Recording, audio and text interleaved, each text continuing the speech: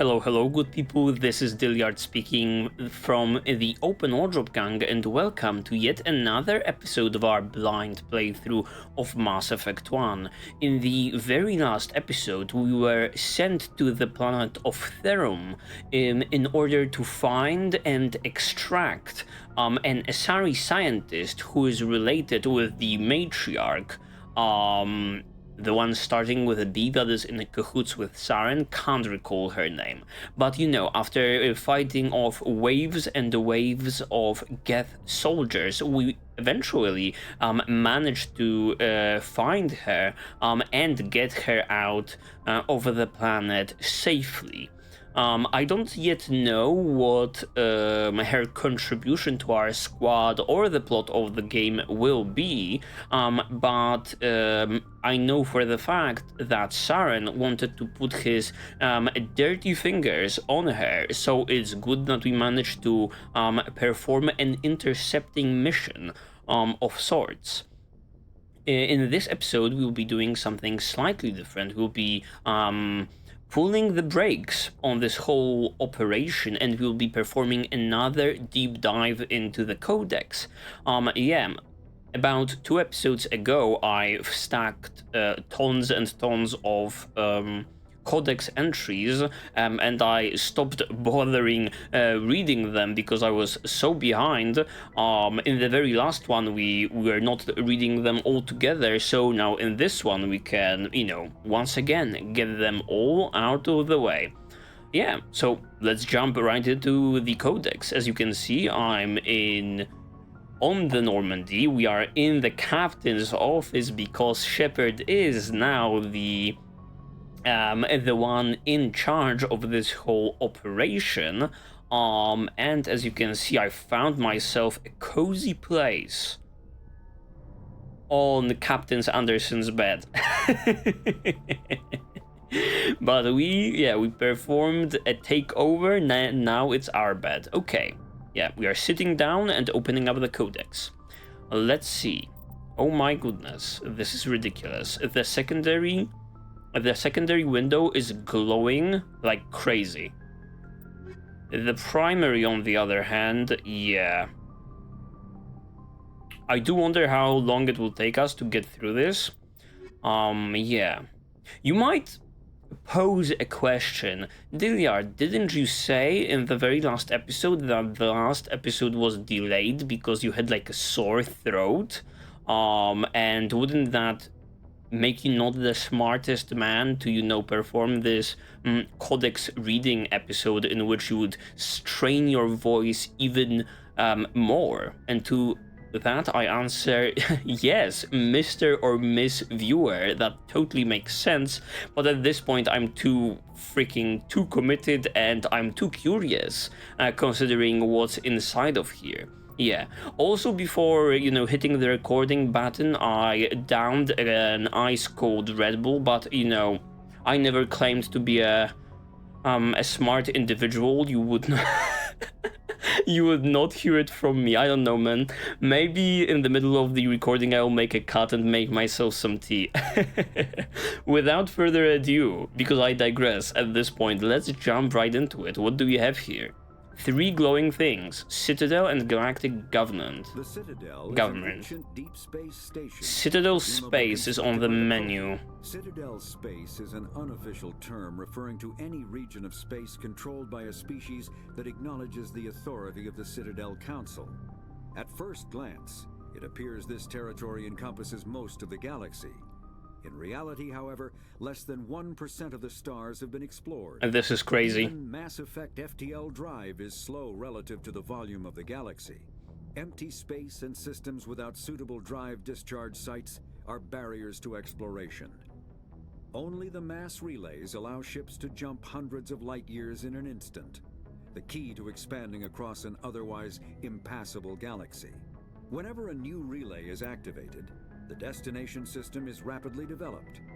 From that hub, FTL drive is used to expand to nearby star clusters. The result is a number of densely developed clusters, thinly spread across the vast expanse of space, connected by the mass relay network. Yeah. It's absolutely crazy that even with this relay faster than light technology, so little of the known universe is explored by like the Citadel friendly races. Yeah, it's absolutely crazy. I do love this. The relays and all of the protein stuff. I love that element of the Mass Effect lore. It's so interesting. Faster than light drives. Okay, here we have two military ship classifications. Larger warships are generally classified in one of 4 weights. Frigates are small, fast ships used for scouting and screening of larger vessels. Frigates often operate in wolf-pack flotillas. I see. Cruisers are middleweight combatants, faster than dreadnoughts and more heavily armed than frigates. Cruisers are the standard patrol unit and often lead frigate flotillas. Which one is the Normandy, though? Kilometer-long capital ships mounting heavy, long-range firepower. They are only deployed for the most vital missions. Carriers are dreadnought-sized vessels that also carry large numbers of fighters. Smaller vessels are almost exclusively used in a support role to the warships during combat. Fighters are one-man craft used to perform close-range attacks on enemy ships. Interceptors are one-man craft optimized for destroying opposing fighters. Yeah, this is all very much interesting. We've already seen a number of Codex entries considering like the ships and their classes. I believe we've learned that dreadnoughts are, or maybe it was cruisers that are named after cities of Earth. I am kind of surprised that there are like one-man crafts used. I mean, it obviously makes sense that if there are big ships, there are also small ships. But the question I'm posing is, do we ever get to fly one of those, or do we ever get to like take control over the Normandy? Right? Mass Effect already surprised me with the fact that there is like this space rover that has fighting capabilities, so I cannot like rule out the fact that we will be, you know, yep, there it is, vehicles M35 Mako or Mako. I cannot rule out the possibility that we will be like operating, we will get to like play Joker, and we will operate the Normandy ourselves. Especially taking into account that he is like this sadly disease-ridden man, so maybe there will be like a emotional scene in which he dies and Shepard has to do the fucking flying. I don't think we are qualified though, so that might not necessarily come to fruition, but we will see, we will see. The Mako infantry fighting vehicle was designed for the System Alliance's frigates. Though the interior is cramped, an M35 is small enough to be carried in the cargo bay and easily deployed on virtually any world. With its turreted 155mm mass accelerator and coaxially mounted machine gun, the Mako can provide a fire team with weapon support as well as mobility.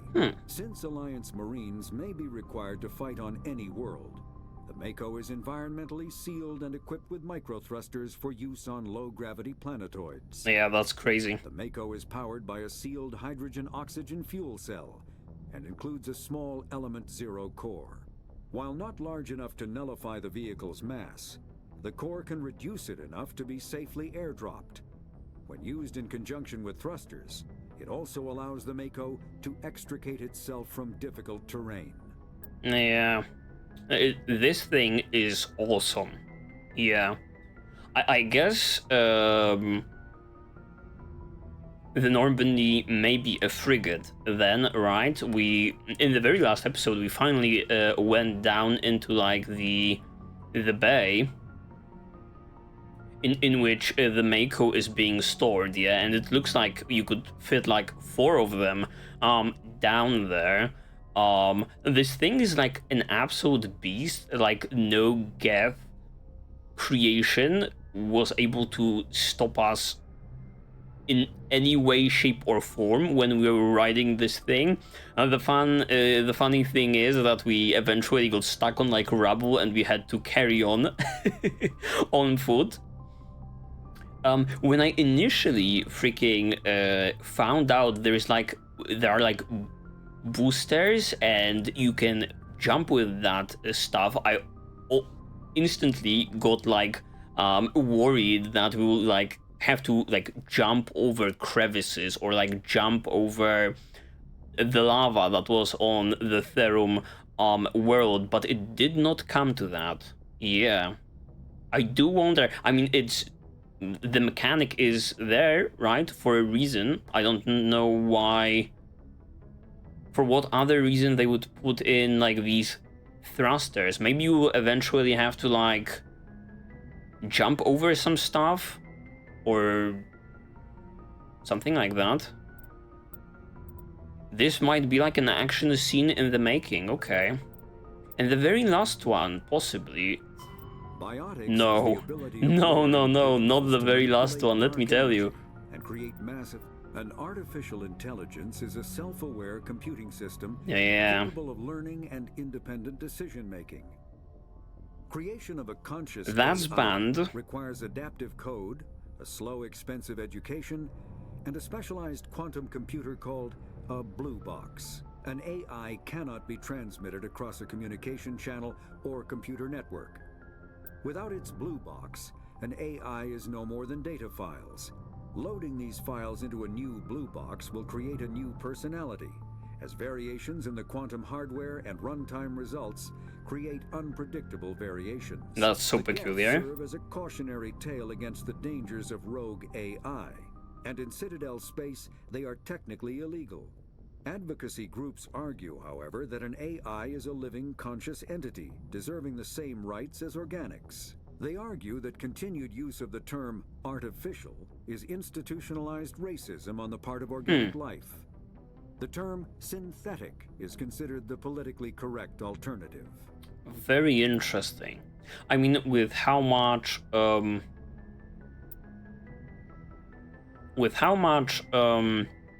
emphasis the game is putting on the Geth, and with how much they are presented in the game like this, possibly the biggest antagonist, I believe we'll eventually find like the brain considering all of this operation. I don't know, maybe something that controls the Geth. I mean, it's been explained many times how the Geth operate, not necessarily a hive mind, but the more they are in one place, the smarter they are. But there has to be, like, I don't know, some point of contact between Saren / the matriarch and the controlled by them Geth. I think there will be some Geth figure that we will get to meet. Maybe. Hopefully, that would be cool. Mass Effect fields. Element 0 can increase or decrease the mass of a volume of space-time when subjected to an electrical current. With a positive current, mass is increased. With a negative current, mass is decreased. The stronger the current, the greater the magnitude of the dark energy mass effect. All right. In space, low-mass fields allow FTL travel and inexpensive surface-to-orbit transit. High-mass fields create artificial gravity and push space debris away from vessels. In manufacturing, low-mass fields permit the creation of evenly blended alloys, while high-mass compaction creates dense, sturdy construction materials. The military makes extensive use of mobility-enhancing technologies, with Mass Effect utilizing fighting vehicles standard frontline issue in most military forces. Mass Effect fields are also essential in the creation of kinetic barriers or shields to protect against enemy fire. Yeah, absolutely. Yeah, this Mass Effect field technology is definitely like the basis of everything space travel related, considering humans and other races. Omni-tools are handheld devices that combine a computer microframe, sensor analysis pack, and manufacturing fabricator. Versatile and reliable, An Omni tool can be used to analyze and adjust the functionality of most standard equipment, including weapons and armor, from a distance. The fabrication module can rapidly assemble small three-dimensional objects from common reusable industrial plastics, ceramics, and light alloys. This allows for field repairs and modifications to most standard items, as well as the reuse of salvaged equipment. Omni tools are standard issue for soldiers and first-in colonists.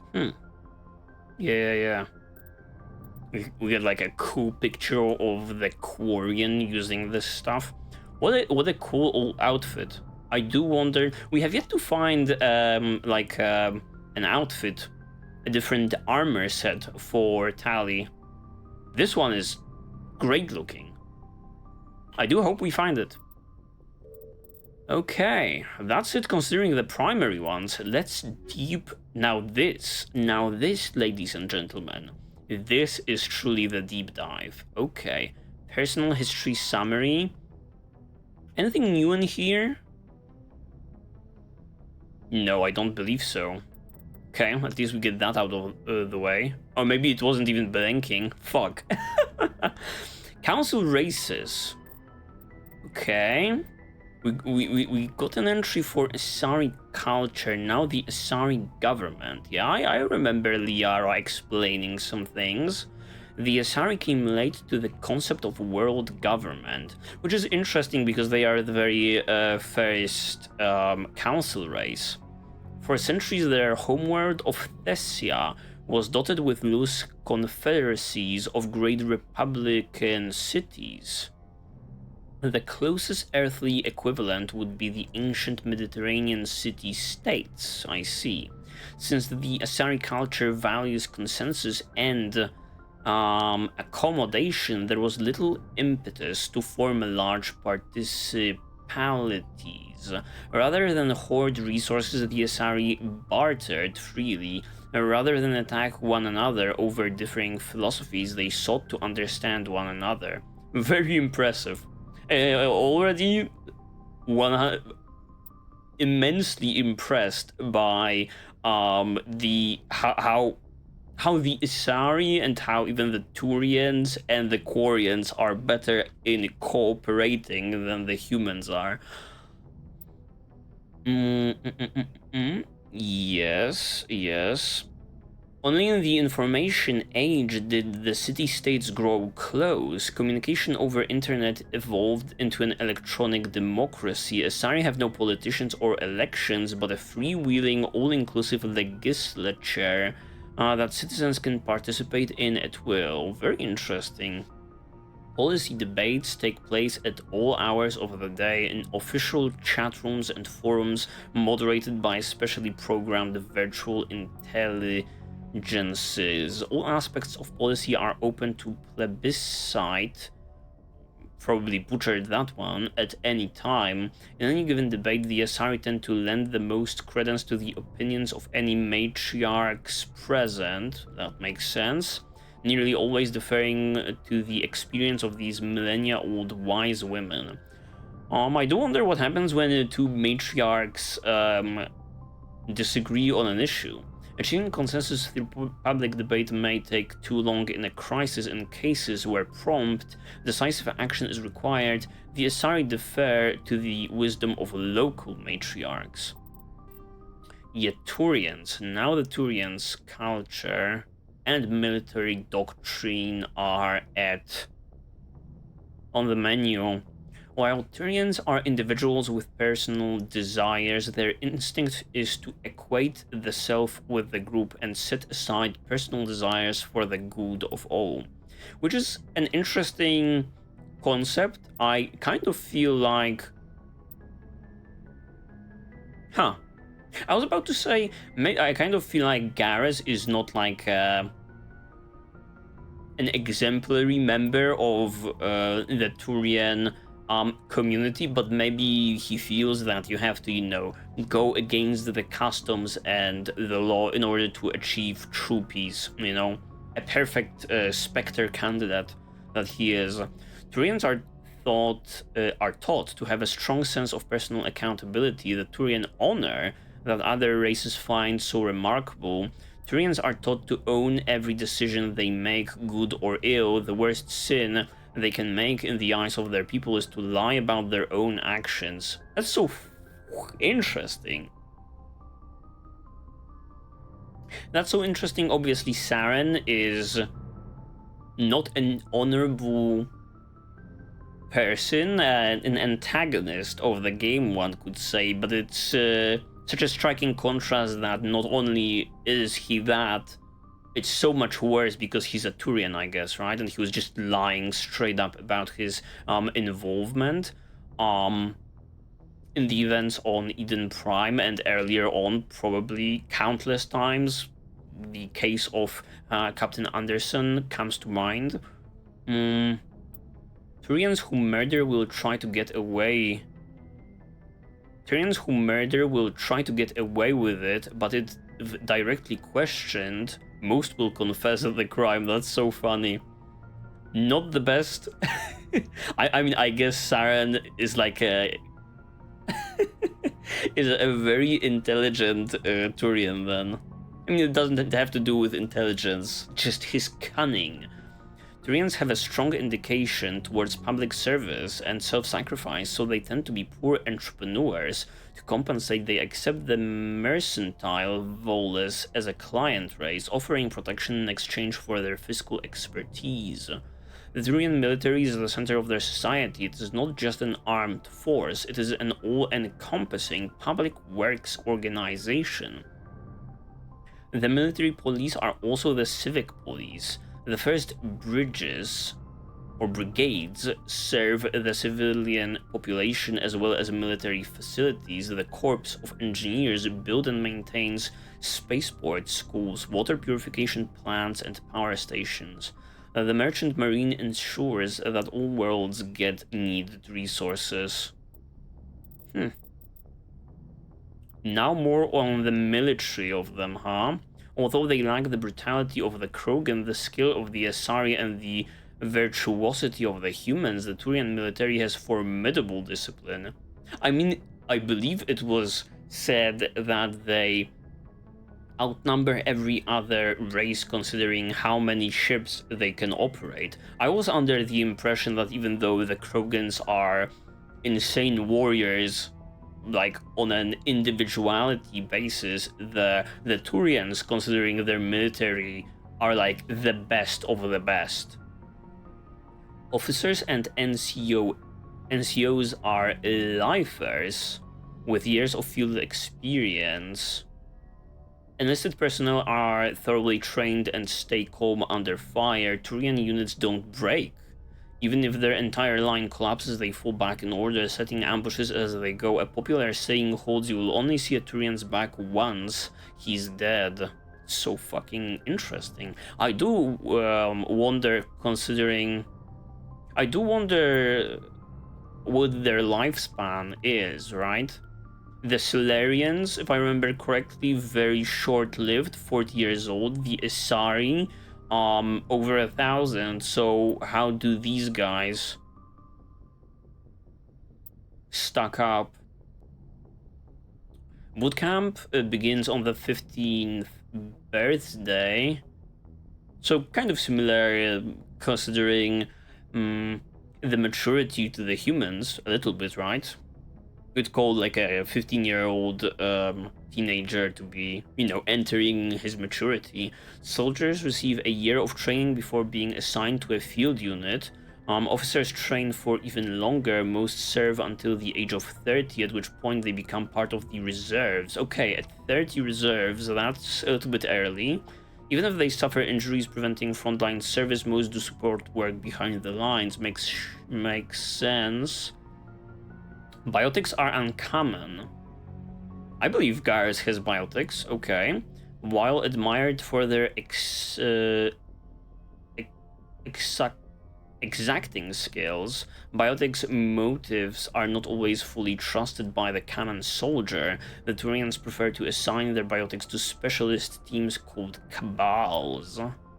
Command and control is decentralized and flexible. Individual squads can call for artillery and air support. They make extensive use of combat drones for light duties and practice combined arms. Infantry operates with armor supported by overhead gunships. Strategically, they are methodical and patient and dislike risky operations. That's so interesting that the command is decentralized and flexible. This doesn't sound like real-life military at all. Tradition is important. Each legion has a full-time staff of historians who chronicle its battle honors in detail. The oldest have records dating back to the Turian Iron Age. If a legion is destroyed in battle, it is reconstituted rather than replaced. The Turians recruit auxiliary units from conquered or absorbed minor races. Auxiliaries are generally light infantry or armored cavalry units. Cavalry that screen and support the main Turian formations. At the what do they ride? At the conclusion of their service in the auxiliaries, recruits are granted Turian citizenship. Okay. I see like connections being drawn to like the Roman Empire in here. Actually, I feel like many of the races have like a tiny bit of that in their world building, in their lore. Jeez Louise, there's so much. Okay, the extinct races. Did we learn about any extinct races? I can't recall. The Cipher. Yeah, I don't recall this.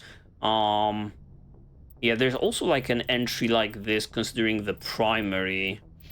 Oh, not this. Considering the primary codex. Yeah. The proteins and the Rachni. Oh my goodness.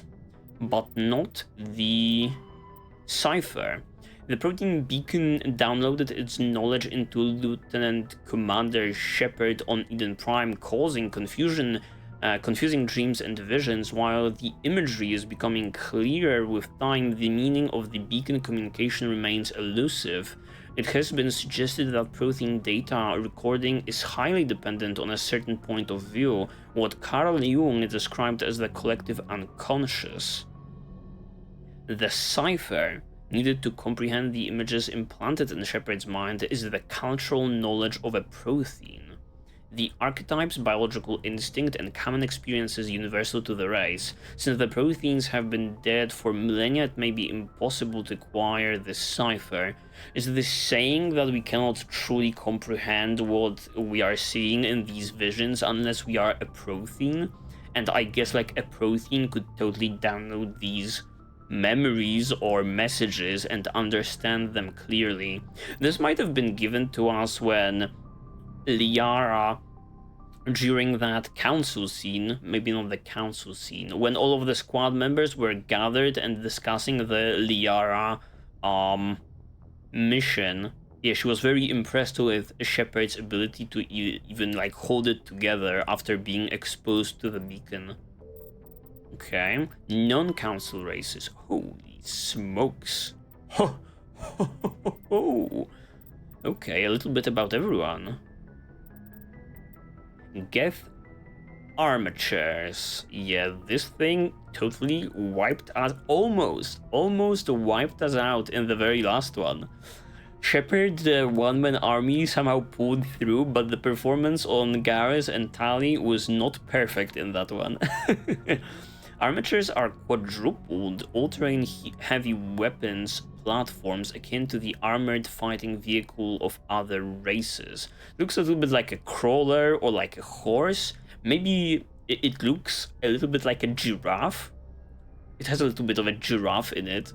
Geth being synthetic intelligences, armatures are not crude vehicles but intelligent entities capable of independent decision-making and learning. Makes sense. They are equipped with heavy kinetic barriers. Their main cannon, mounted on the articulated head turret, appears to be a highly efficient conventional mass accelerator. It is capable of firing in anti-personnel and anti-tank modes. Some armatures carry drones into battle, presumably for reconnaissance purposes. Others host a swarm of insect-sized repair microbots. Yeah, this thing, not that scary when we're in the Mako, but out in the open, it fucked us up. The hoppers, yeah, I didn't even mention it in the very last episode. This thing was scary, like something straight out of the Alien franchise. So, like, fast and nimble.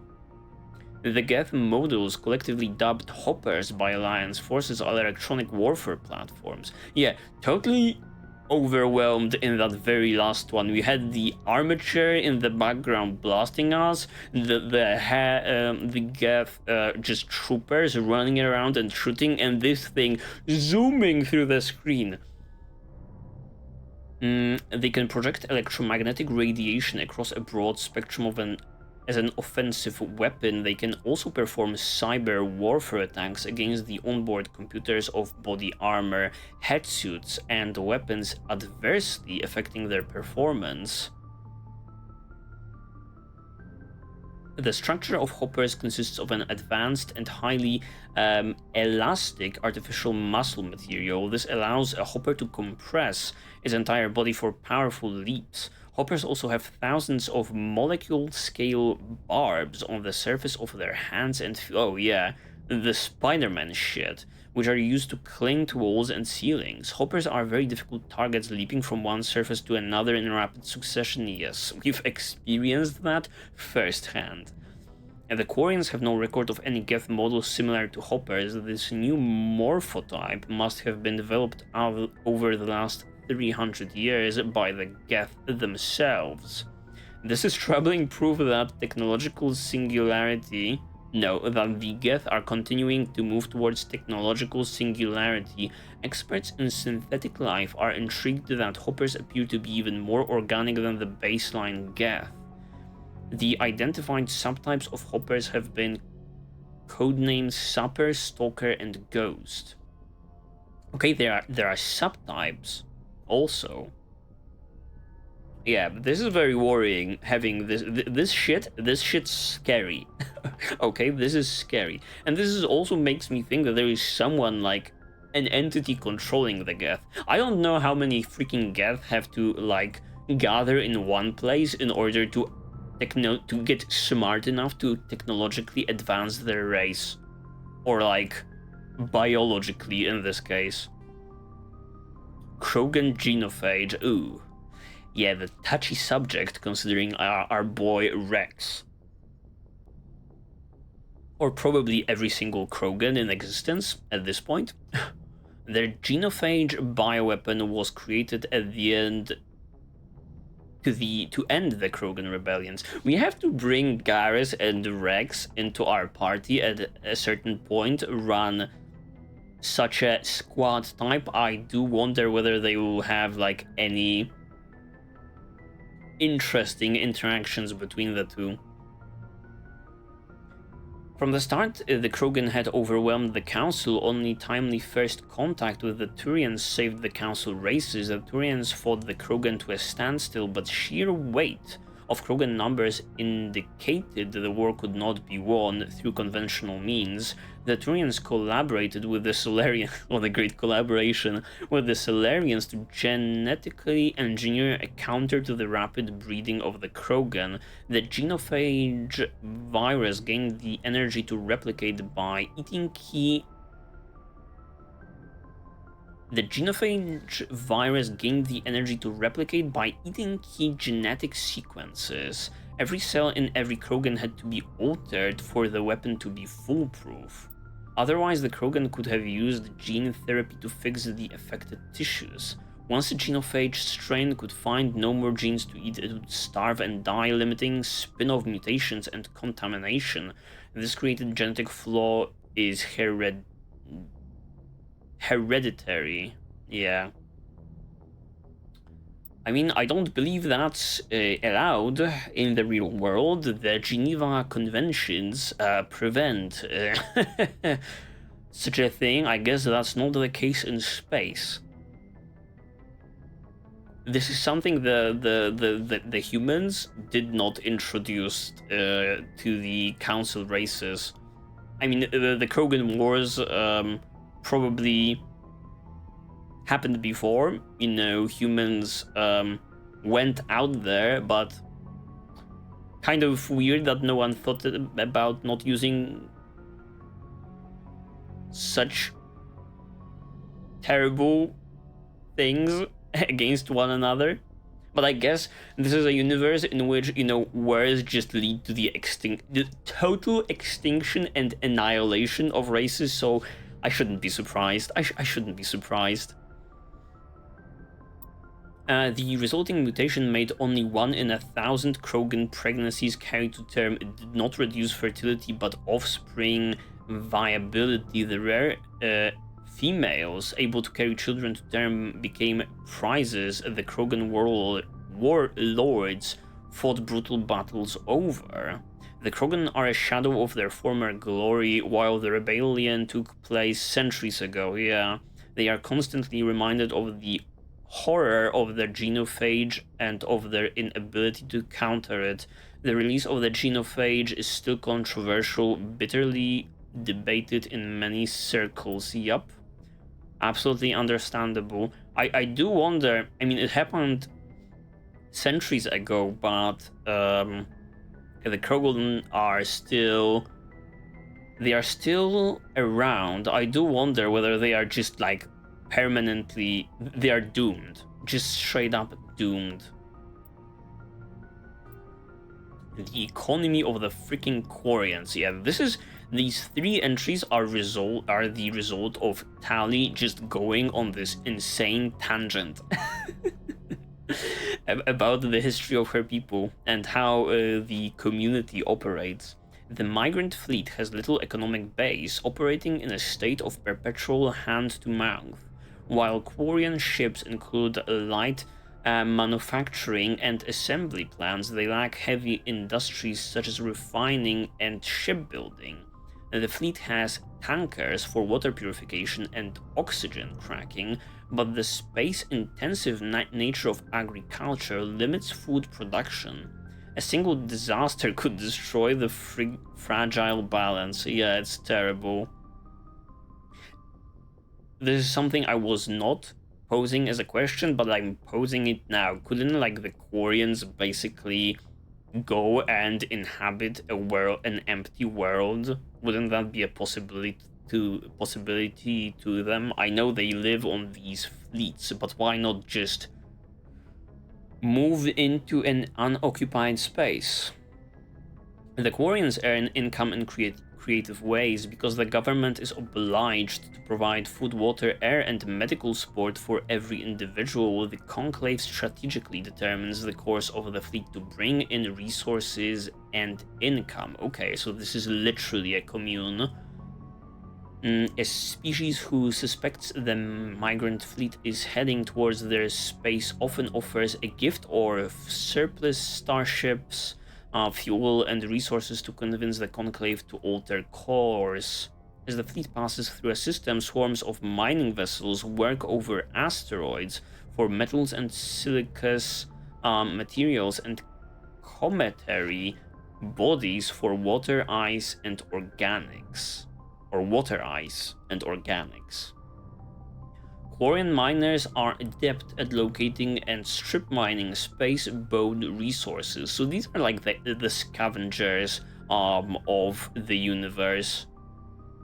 Which totally makes sense. I remember Tali saying that, oh my god, the Normandy is so silent. How do you guys sleep in here while they, you know, live on these not necessarily state-of-the-art vessels? This sparks conflict with corporations already working the systems. Large mining concerns spend millions on lobbyists and public relations, portraying the Quarians as locusts. devouring the resources of a system before moving on. The greatest asset of the Quarians is their rarefied skills. Most are experienced miners due to their life of perpetual salvage and repair. They are skilled engineers and technicians. Yeah, I have a feeling Tali will take over, considering the entire engineering bay eventually, considering the Normandy. Which actually poses the question of whether the squad members from Mass Effect 2 make an appearance in what am I even saying? Whether the squad members from Mass Effect 1 make like an appearance and are playable in Mass Effect 2 and beyond, right? In the case of Dragon Age games, there are some overlapping party members, but usually, it's a completely new roster. I don't know what's the case in this game.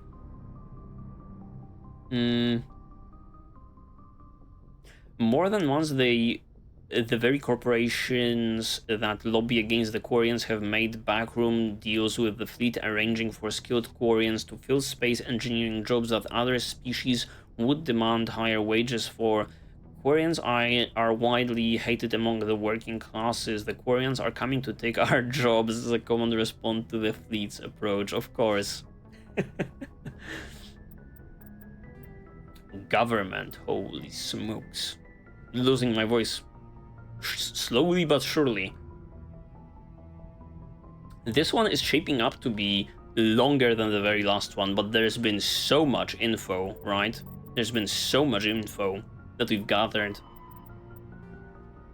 Due to the Quarians' precarious existence and the need to enforce string rationing, government is somewhat autocratic. The migrant fleet's operations are directed by the Admiralty, a board of 5 military officers who are advised by a legislative body called the Conclave. Each vessel in the fleet has the right to send representatives to the Conclave aboard the flagship. The number of representatives is based on crew size. Larger clans with bigger ships and more votes form the cores of political blocs. Opposition comes from the Outriders coalition, with delegates from thousands of smaller ships. The Admiralty defers to the Conclave's decisions in most circumstances. However, if all 5 members agree that a Conclave decision jeopardizes the survival of the fleet and cannot get the Conclave to address their concerns, they have the right to summarily overturn the legislative decision. After the Admiralty uses the extraordinary power, they must resign. Okay, so there's the system of checks and balances, something akin to that. If the Admiralty does not step down after using their veto, the rest of the military is obliged to arrest them. Unless they are on board and you have like a fully blown autocratic government.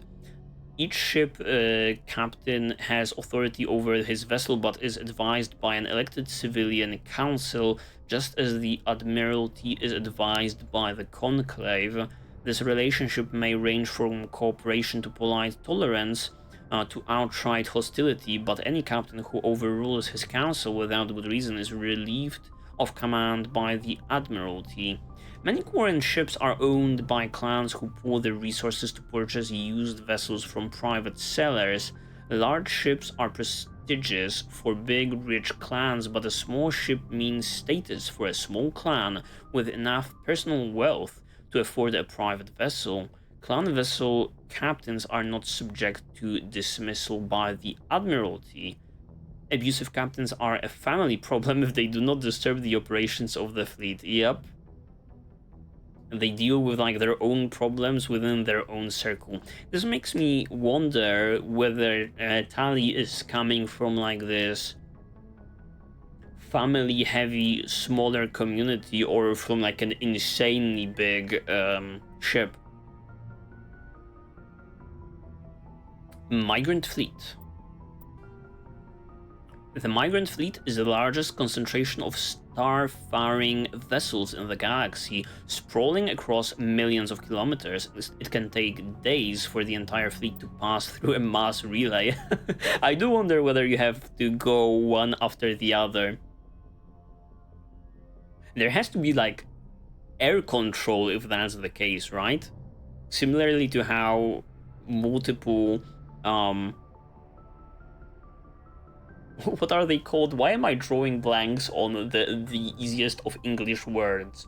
What the fuck is it called? A plane! A fucking plane! What I'm thinking. Similarly how there not a lot of planes can land at the same time, considering like an airport. Such a tool. You can't have like multiple ships operating the same relay at the same time, I would guess. When the Quarians fled their homeworld, yeah, and they had like a homeworld, so why don't occupy another planet, guys? The fleet was a motley aggregation of freighters, shuttles, industrial vessels, and the odd warships. After 3 centuries, all have been modified to support larger crews as comfortably as possible. As the Quarians achieved stability, they began weeding out the ships least suitable for long-term habitation, selling them and pooling the money to buy larger and more space-worthy hulls. This process is ongoing as vessels wear out and break down. I don't know. Quarians seem like such a resourceful race, considering what they can do. I do wonder why their status in the Mass Effect universe is in such a poor state. Seems like if they were to put their mind to something, they would achieve it. While some ships enjoy dedicated cabins with full privacy and sanitary facilities, many more are former freighters whose cargo bays and containers are pressurized and divided into family spaces using simple metal cubicle bulkheads. The Quarians live in these austere spaces with colorful quilts and tapestries, which also helps muffle sound. The day-to-day operations of the fleet, traffic control, station keeping, supply distribution, and so on are under military jurisdiction, though captains have the authority to deviate from their assigned positions and may leave the fleet at any time. They are assumed to do so at their own risk. As the migrant fleet moves around the galaxy, many ships split off to pursue individual goals, returning days or years later. At the current time, the freaking Quarians seem to be like the most interesting of the races that we've met. At least one of. Maybe considering our party. Yeah, I would say so. That's a fair statement, I would say. Okay, we have 4 entries left, or more so 4 categories left. Let's see how many entries this entails. Okay, 3 considering this window. Military ranks of the Systems Alliance. The Alliance uses a modified version of the ranking system that has been used for hundreds of years. Soldiers are classified into rank and file, enlisted personnel, experienced non-commissioned officers, NCOs, and spatially trained officers to divide between naval personnel and ground forces Marines. The divide is small. Ground units are a specialized bunch of the fleet, just as fighter squadrons are. This unity of command is imposed by the futility of fighting without control of orbit. Without the Navy, any army is pointless. The Marines, as a matter of pride, maintain some of their traditional rank titles. For example, Marines have privates and corporals instead of servicemen. Yeah, totally makes sense. In ascending order of responsibility, the ranks of the Alliance are enlisted, serviceman, 3rd class, private, 2nd class, serviceman, private, serviceman, corporal, okay, NCOs, service chief, gunnery chief, and operations chief, officers, 2nd lieutenant, 1st lieutenant, staff lieutenant, Commander, Staff Commander, Captain Mayor, or Major? Mayor, I think. Rear Admiral, General Admiral, Fleet Admiral. We had a Captain Anderson, and considering other major characters, I'm not sure. Yeah. System Alliance N7. Yeah, this is what I'm interested in. The Alliance Military Vocational Code System classifies the career path of all serving personnel. The MVC consists of one letter and one number. Okay. A soldier's MVC indicates proficiency, not rank. The letter notes career path, the number indicates level of experience. As indicated by service records, technical scores, and commendations. All 26 letters are used and numbers run from 1 to 7. N is the letter code for Special Forces personnel. Okay, that explains things finally. I know one of the visuals that are heavily associated with the game throughout the community, throughout the gaming community, is N7. I was wondering what it stands for. Okay, so Special Forces 7.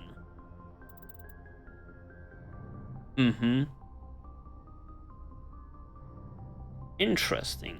And 7 being the level of experience. So, yeah, the most baddest of Special Forces, I guess. Like a quick one for a change. Terra Firma Party is an alliance political party formed after the First Contact War. Its policy agenda is based on the principle that Earth must stand firm against alien influences.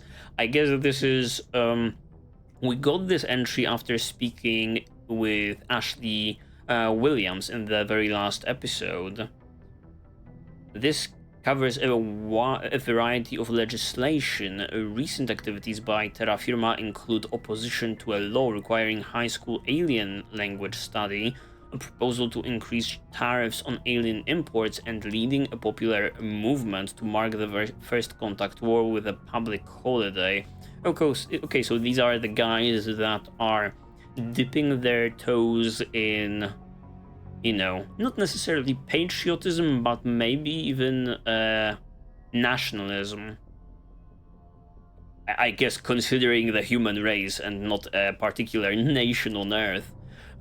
Though founded by well-meaning individuals who feared the submersion of native human cultures under a wave of alien vogue, Terra Firma's agenda attracts many jingoists and xenophobes. Okay, I know the last one. Who the fuck are jingoists? Is this a made-up term? I've never heard it. We'll have to look that up later. Jingoists. Okay, planets and locations. What do we have here? Stations? Arcturus Station. Okay, what is this? What station are we talking about? What is a gateway to Sol, a 5-kilometer diameter Stanford Taurus-type space station at the training Lagrange point of the gas giant Themis.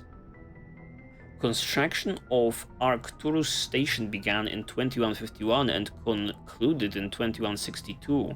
It was inaugurated in 2156 and has served as the military and political headquarters of the System Alliance from the First Contact War until the present. Okay. So the headquarters of the Systems Alliance. Interesting.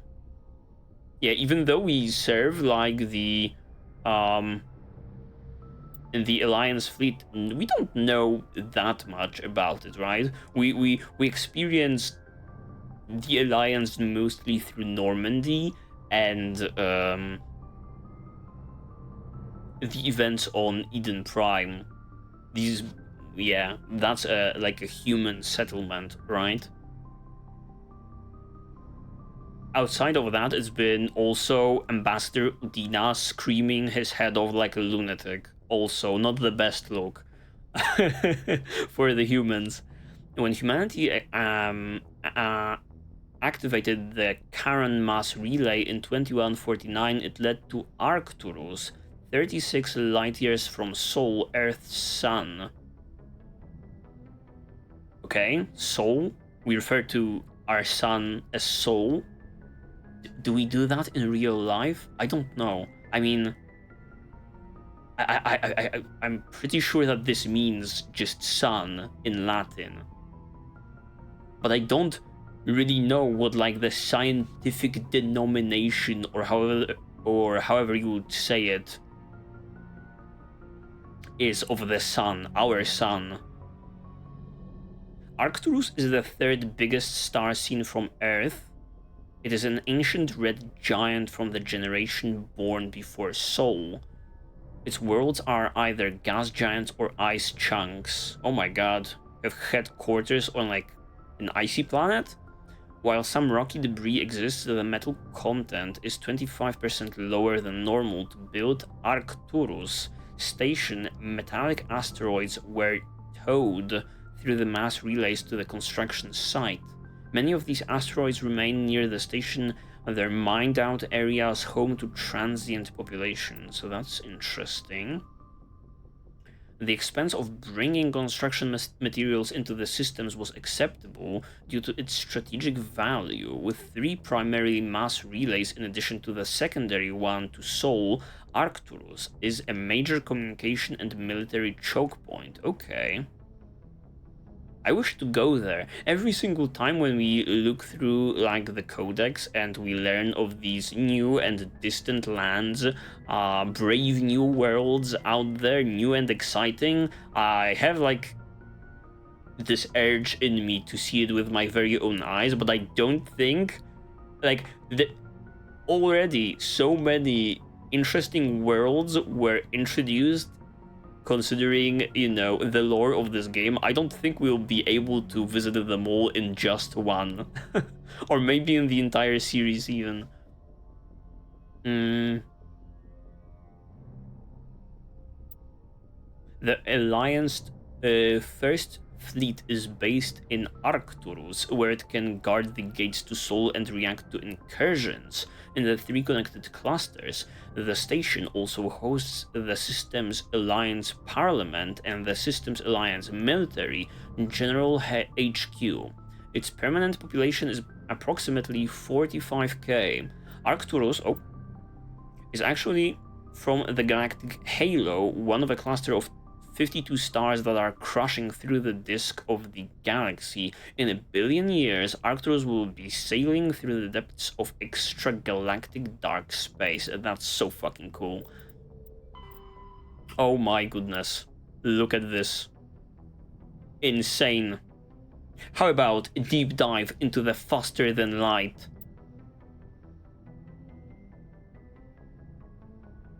Appearance and drive charge. Okay. New space travelers ask, what does it look like outside a ship moving at faster than light speed? That's a good question. Part of the answer can be seen as in a simple pane of glass. Light travels slower through glass than it goes through open air. I didn't know that. Light also moves slower in conventional space than it does in a high-speed mass effect field. This causes refraction. Any light entering at an angle is bent and separated into a spectrum. Okay.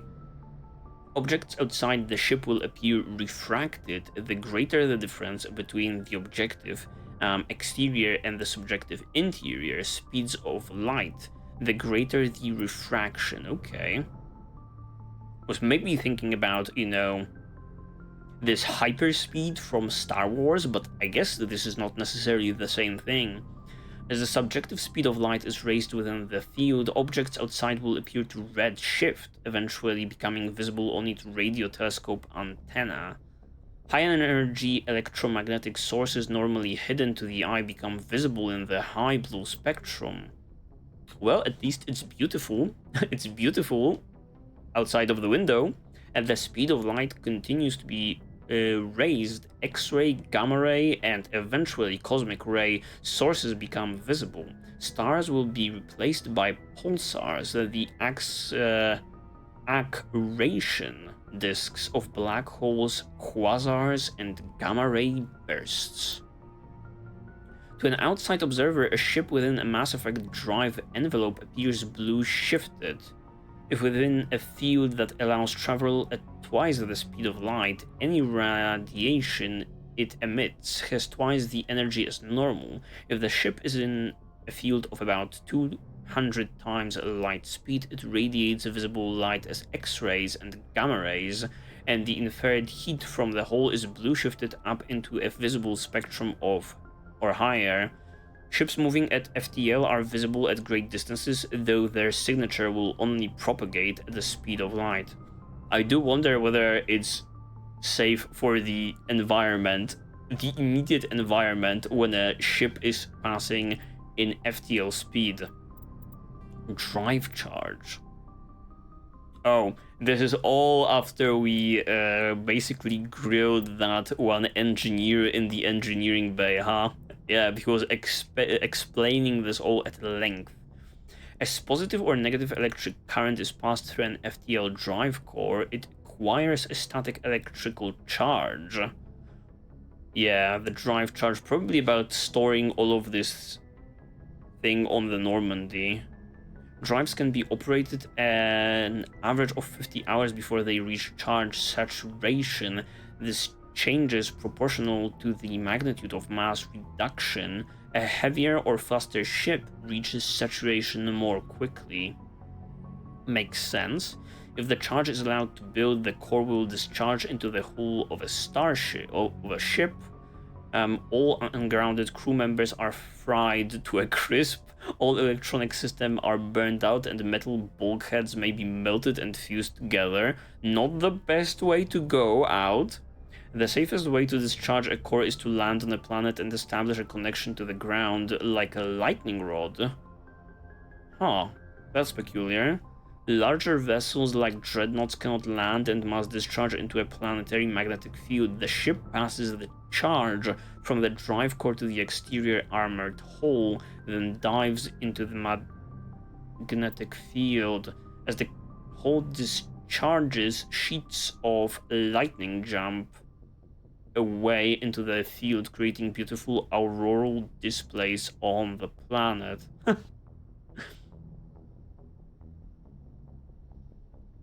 The ship must retract its sensors and weapons while dumping charge to prevent damage, leaving it blind and helpless. Okay.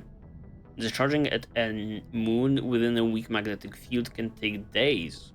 Discharging into the powerful field of a gas giant may require less than an hour. Deep space facilities such as the Citadel often have special discharge facilities for visiting ships. So it's also very interesting, and I hope it all comes into play, you know, all of these technicalities. Combat endurance. Heat limits the length and intensity of ship-to-ship combat. Starships generate enormous heat when they fire high-energy weapons, perform maneuvering burns, and run on board combat electronics. In combat, warships produce heat more quickly than they can disperse it. Yeah, I do wonder whether we will get into a situation such as the one in the image. This huge ass space battle. I mean, it's bound to happen. We are playing a freaking sci-fi game, after all. In combat, warships produce heat more quickly than they can disperse it. As heat builds within a vessel, the crewed spaces become increasingly uncomfortable. Before the heat reaches lethal levels, a ship must win or retreat by entering faster than light travel. I guess it overheats just like our guns, but it doesn't go down quickly. After the run, the ship halts, shuts down non-essential systems, and activates the heat radiation gear. This is so unfortunate. I do wonder whether every single every single warship of every single race behaves in the same way, or whether someone eventually cracks the code and becomes that much more advanced because of it.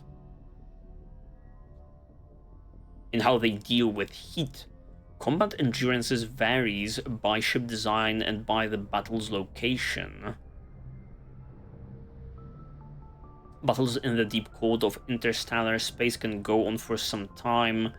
Engagements close to a star are brief, since habitable worlds are usually close to a star. Battles often over them are frantic. I see. Okay, now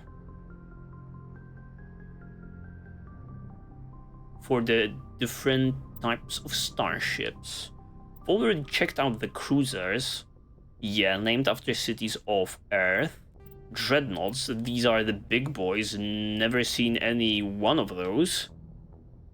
The ultimate arbiter of space warfare, millions of tons of metal, ceramic, and polymer dedicated to the projection of firepower against an enemy vessel of like ability. Fucking awesome line right here.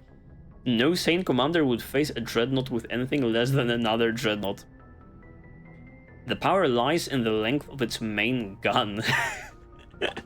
It operates like a big boy, huh? A range from 800 meters to 1 kilometer long with a main gun of commensurate length. An 800 meter mass accelerator is capable of accelerating one 2-kilo slug to a velocity of 283 kilometers per second every 2 seconds. Wow. That's a lot.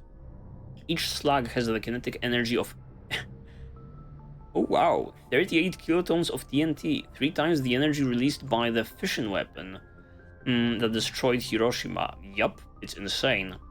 When used to bombard planets, some of this kinetic energy is lost due to atmospheric re-entry friction. As a rule of thumb, each Earth atmosphere of air pressure saps approximately 20% of a projectile's impact energy. Okay, that's not a lot. Earth is fucked.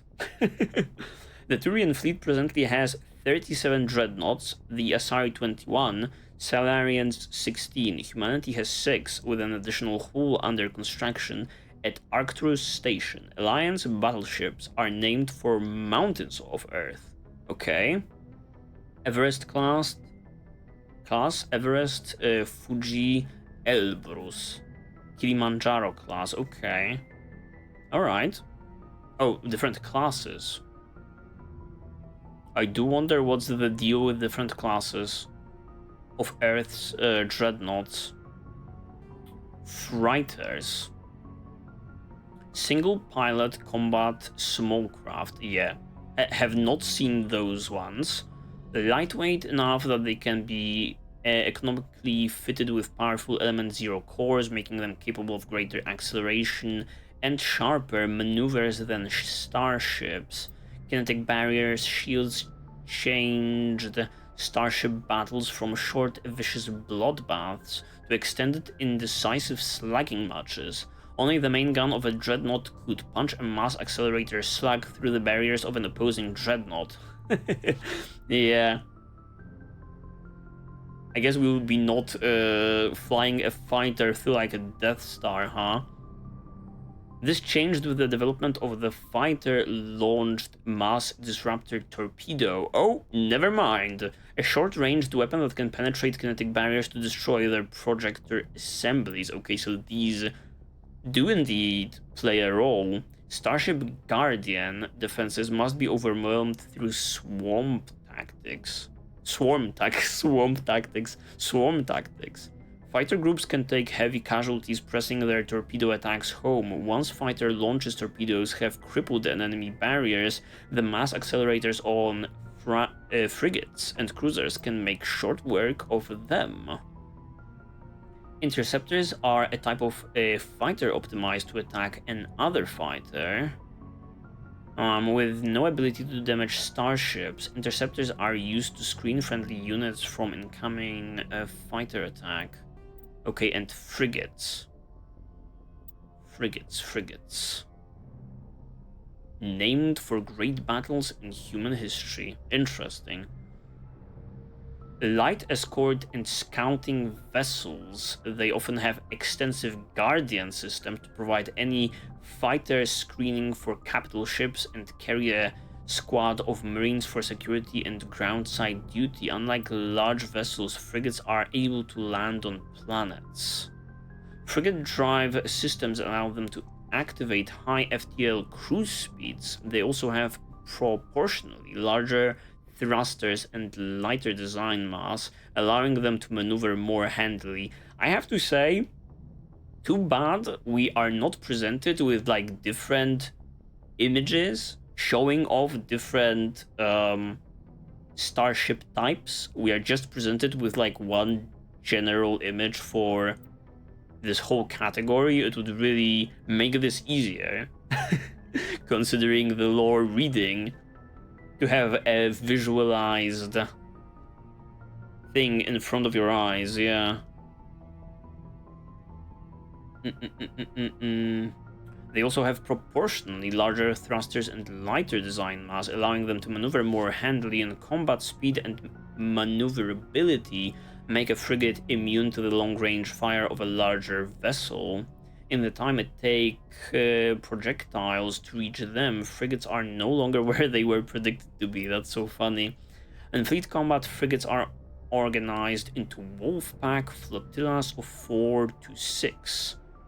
Wolfpacks speed through enemy formations, hunting enemy vessels whose kinetic barriers have been taken down by fighter-launched disruptor torpedoes. The Wolfpack circle strafes of vulnerable targets, using their superior speed and maneuverability to evade return fire. Yep. And heat management. I guess this is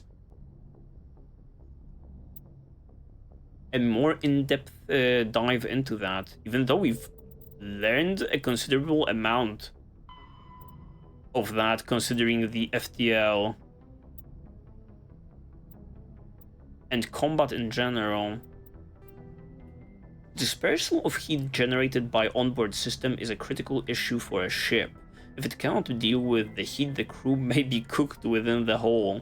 Radiation is the only way to shed heat in a vacuum. Civilian vessels utilize large, fragile radiator panels that are impossible to armor. Warships use diffuse radiator arrays, DRA, ceramic strips along the exterior of the armored hull. These make the ships appear striped to thermographic sensors. Since the arrangement of the strips depend on the internal configuration of the ship, the patterns for each vessel are unique and striking. On older ships, the DRA strips could become red or white hot, dubbed tiger stripes or war paint by humans. The glowing DRA had a psychological impact on pirates and irregular forces. Strip radiators are not as efficient as panels. Okay, now panels come into play, but if damaged by enemy fire, the ship only loses a small portion of its total radiation capacity. In most cases, a vessel's DRA alone allows it to cruise with no difficulties. Operations deep within a solar system can cause problems. A ship engaged in combat can produce titanic amounts of heat from maneuvering, burns, and weapons fire. Yes. When fighting in a high heat environment, warships employ high-efficiency droplet heat sinks. In a droplet system, tanks of liquid, sodium, or lithium absorb heat within the ship. Just make it like, just water cool the ship as you would do with a PC. Install insane fans on that bad boy. The liquid is vented from spray nozzles near the bow as a thin sheet of millions of micrometer scale droplets. They are caught at the stern and are recycled into the system. This is so peculiar. Such a peculiar visual. I just wish it was like also shown in the image, or maybe like a video could play. That would be awesome. You know, like a zoomed in visualization of that. Because usually when the action is playing, right, you don't really get to look at those things. A droplet system can sink 10 to 100 times as much heat as DRA strips. Droplet sheets resemble a surface ship's wake through the water. The wake peels out in sharp turns, spreading a fan of droplets as the ship changes vectors and leaves the coolant behind. Pretty cool. Whoops. Let's get back to technology, the very last category. And let me tell you, thank God that biotics training is the last thing on the menu, because at this point, my brain is starting to get hooked from all of that freaking info that I've just digested. I'm still in the process of digestion. I need myself a freaking heat management system. You have to install this freaking liquid cooling on me in order to get through all of that lore. Whew. Okay, but the very last one. Let's go. Biotics training, more of Kaiden's speciality. Maybe that's how we got this freaking entry. Biotic implants and amplifiers only provide the potential to create coherent mass effect fields. Whether biotics can actually do so is largely determined by their training. Biotics must develop conscious control over their nervous systems, sending specific electrical impulses to the element 0 nodules embedded in their nerves. They are taught to use their implants and amps with biofeedback devices and physical mnemotics. Specific gestures or muscle movements fire the proper sequence of nerves to activate a certain skill. This sounds freaking mighty difficult and mighty complicated. Can it happen that you're just doing like a random thing and you fire off a space magic attack at random times? Conatix Industries pioneered biotic training with the Biotic Acclimation and Temperance Training Program. Although BRAT did not achieve the desired result, many techniques taught are still used today. Many human think tanks are trying to develop some form of biotic super soldier. Most are benign efforts to create more flexible troops. Others, less publicly known, are unapologetic attempts to create Superman. Nietzsche. Really interesting. So currently we are on Gen 3 of those. Kaiden has like a Gen 2. I do wonder... whether we will see more exciting uses of that technology in the incoming episodes. I do have to bring back my boy Kaiden into the party at a certain point. I mean, every single one of our party members, right? But I have to say, I was really impressed with all of the biotic damage that we were able to pull off in the very last episode. When that Krogan mercenary showed up and started talking shit, and the combat started, Tali and Garrus just unloaded on him, obviously similar to Shepard, and we were able to almost one-shot the guy, and he was looking like a mini-boss of some sort. So I was very much impressed with my squad's performance, at least in that encounter, disregard all of the previous ones. Okay. I guess that's going to be it for the Codex for today. We are over the 1 hour mark. quite considerably, I would say. If we were to freaking do these Codex dives again, I would have to limit those sessions to around an hour, because the amount of information that the game is expecting me to take in is quite immense.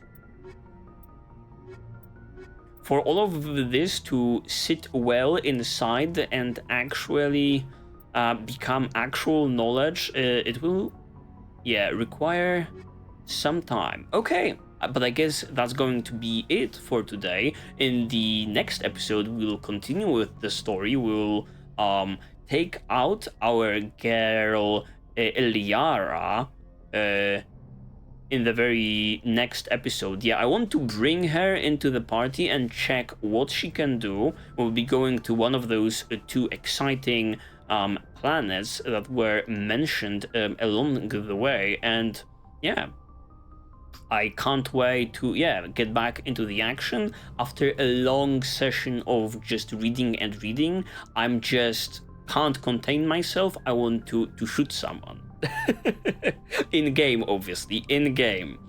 Too bad we have this new sniper rifle, this automatic one. The one that we are using originally was much more fun to use. I'll have to look into like an upgrade in the section of sniper rifles. But at this point, I'm just rambling. Thank you guys very much for watching this episode, this 2-episode special. Yeah, and I know there is bound to be another one when we inevitably run into too much Codex entries to digest during our travels. Well, thank you very much for watching. Like, comment, and subscribe, but do it only if you feel like it. It's always greatly appreciated though when you guys do, because it helps the channel a great deal, obviously. And considering the channel, also check it out. There's like a growing library of blind playthroughs that may pique your interest.